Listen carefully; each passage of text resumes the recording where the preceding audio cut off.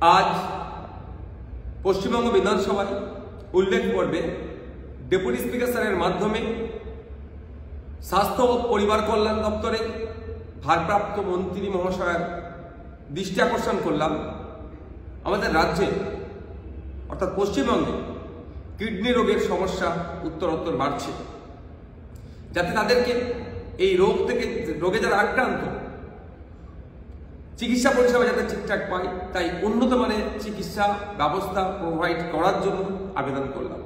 কারণ ডেটা দেখলে দেখা যাবে পৃথিবী জুড়ে যদি দেখি কিডনি রোগের আক্রান্ত প্রতিটা 10 জনের মধ্যে একজন মানুষ ক্রনিক কিডনি রোগে আক্রান্ত বা ভুগছে।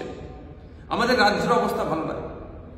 একটা প্রতিবেদনে দেখলাম আমাদের রাজ্যের 8টা মেডিকেল কলেজের আউটডোরে প্রতি সপ্তাহে প্রায় 2 থেকে 2.5 হাজার নতুন রোগী আসে।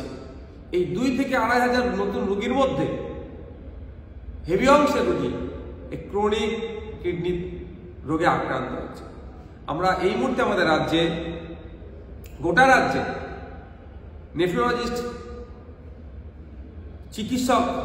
শিক্ষক চিকিৎসক মাত্র 10 জন।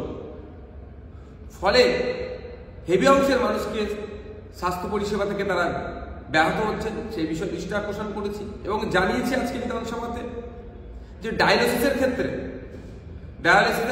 অনেক সমস্যার সম্মুখীন হয়। শহরের 7 থেকে 10 দিন অপেক্ষা করতে হয়, গ্রামীণ বা জেলাগুলোতে 10 থেকে 13 দিন পর্যন্ত অপেক্ষা করার পরে ডায়ালিসিসগুলো হচ্ছে। এই ডায়ালিসিসের ক্ষেত্রে যাতে সুবিধা হয় জেলা হসপিটালগুলো এবং ব্লক হসপিটালগুলোতে যাতে এই নেফ্রোলজিস্ট দিয়ে সুস্থ পরিষেবার ব্যবস্থা প্রদান করা যায় তার জন্য আবেদন করতে হবে।